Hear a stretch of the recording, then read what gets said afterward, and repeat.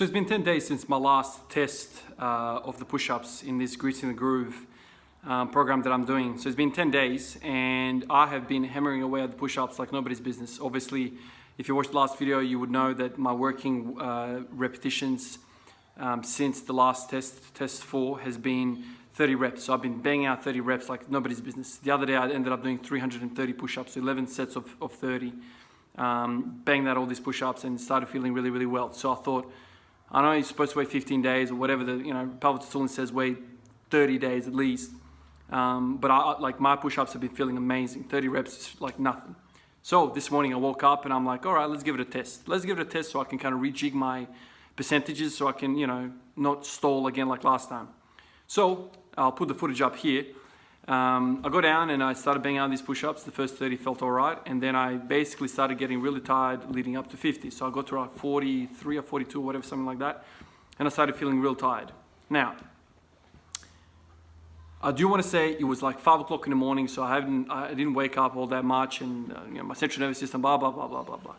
Regardless of that, I felt like bang out 30 push-ups like nobody's business. And I wasn't happy that I was gonna fail around 50 again, 55 maybe. If you said to me, do 10 days worth of push-ups and just bang out all these repetitions to get 5 reps on your total max, I'd be pretty pissed off. So far, since test 4, I've been banging out 30 push-ups, which is 70% of my max. And it hasn't gone well.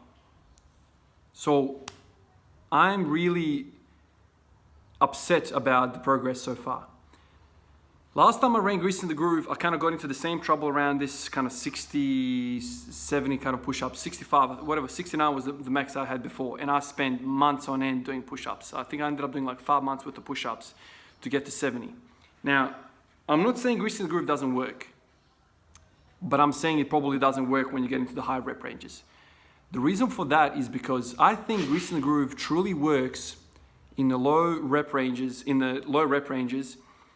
because of purely just the sheer volume that you're doing. Obviously, when you can only do 10 push-ups maximum, if you were to get down and do a session of say 30, 45 minutes worth of push-ups, you would bang out your 10 push-ups or whatever the case might be, you would get really tired and then you wouldn't be able to do many more push-ups. Grease in the Grooves allows extended periods of rest throughout the day, and then you keep doing as many as you can. Usually something around half of what you can, 30 to 60%. Third to 2/3 of what you usually can do for max, you do that as you're working sets. I think the magic bullet in this programming is the fact that you are able to do more volume, and the volume drives progress. However, when you are dealing with high repetitions, like if you have ambition to do 100 push-ups straight, to me, I feel as though right now, it's not so much that the percentages that you're dealing with get you up there, it's just the sheer volume. So, I want to almost conclude this, the pure vanilla Grease in the Groove methodology in this program. I don't want to continue doing the same thing. And I don't want to call it Grease in the Groove anymore because I'm deviating from the actual program. I'm kind of, putting my own, flavor into it. But I want to start working with 90% of my max. The reason for that is that in my mind, I'm thinking to myself, if you want to get good at endurance stuff, you need to do endurance type work. I'm not saying that you're supposed to go to failure every single time, but you need to get close to it. Because if you're say doing 200 push-ups, you need to start engaging some of those other metabolic states to actually get better at endurance. So this morning I did another set of 45 after I failed my attempt, and I'm going to be using 45 as my working weight. So that's 90% of my max. The Grease in the Groove of 70% that I did up until now, so the last 10 days, like I said before in this video, it felt really easy to bang out those push-ups. Like one night I did 11 of those sets. And for me to come back after a day of rest, mind you, I had a whole day of rest yesterday, so I didn't do any push-ups yesterday. For me to come in and only get potentially 5 reps I mean, I didn't even get there, but I probably could have squeezed another 10. For me to only get 5 repetitions more, come on, man. My working sets can't feel that easy, and then for me to only, you know what I mean? Like the training needs to be a little bit harder. And I don't know what else I can do other than just increase my repetitions per set, because, you know, I do 12-hour shifts. I can't physically do any more freaking push-ups throughout a day. So I did 11 the other day, 11 sets. That's a whole lot of sets. So I think Grease in the Groove, once again, works. Is just when you get to the high repetitions, I don't think it has all that much carryover for really, really high repetitions. And I think Pavel Tsatsouline said that somewhere. I've heard him say this, that if you're interested in doing a shit ton of pull-ups and you're going to like national, you know, competitions, you can't do this. You need other methodologies, other programs to get you into the really high repetitions.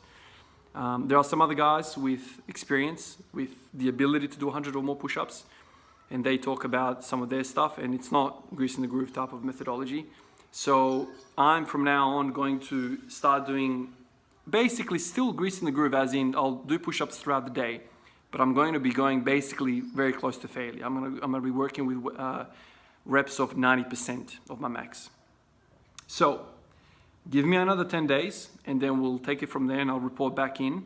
But so far, the moral of the story is get started with Grease in the Groove, do it to the T, and then when you get around 50 to 60 push-ups, I think it's time to jump onto something else.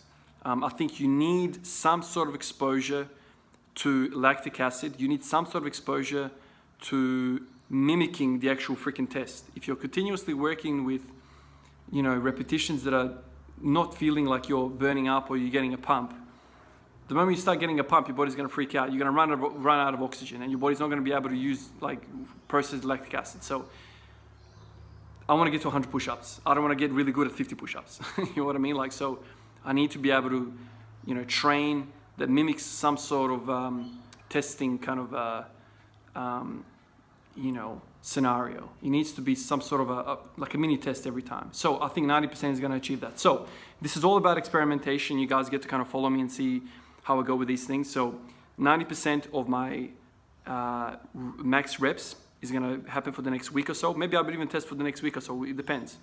And I'll bounce back and I'll let you guys know how I go. All right, guys, I'll keep you posted. Catch you.